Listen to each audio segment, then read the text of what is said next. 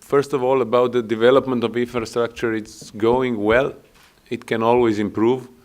But when you see, as I said before, this training center, which is one of the best in Europe, you see that they're doing a very good job.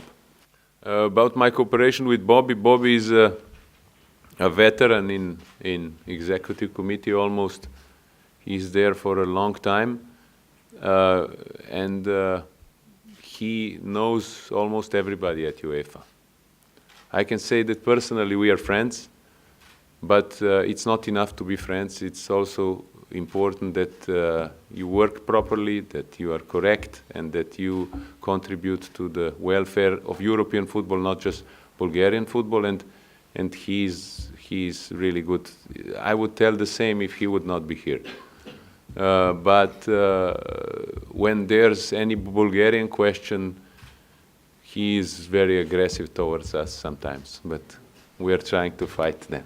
I don't know if Bobby wants me to share the exact amount of money. Not everything.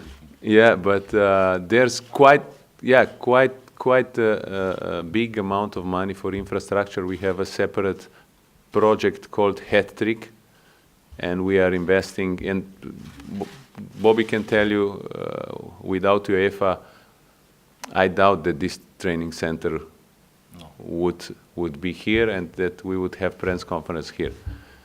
So it's for every country out of 55 of members of UEFA, it's the same amount every year. Преди седмица коментирахте, че обмислите възможности за намаляне на финансовия дисбаланс между големите клубове и останалите. Може ли да разкриете какви мерки обмислите по този въпрос? This is one of the biggest challenges in front of us. We know now that the gap between the big clubs and the small clubs is wider and wider, bigger and bigger, and we will have to do something. That's why we want to speak to all the stakeholders, so leagues, clubs, and of course European Union, because we wanted to, even before I came, to present some measures, but many times they said it's against the EU law. But of course we have in mind some sporting measures that we can do alone without the help of European Union. And those are, for example, luxury tax, which is not a proper tax, but it's that the club who spends too much pays a certain amount of money on the surplus. Then limited number of registered players. You have to know that we have a team in Italy who has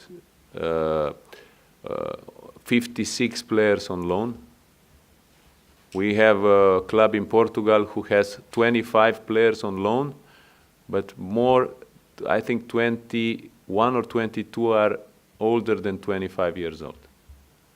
So the big clubs just buy everybody and then they put it on loan. We have to take some measures concerning that, and we will do that quite soon.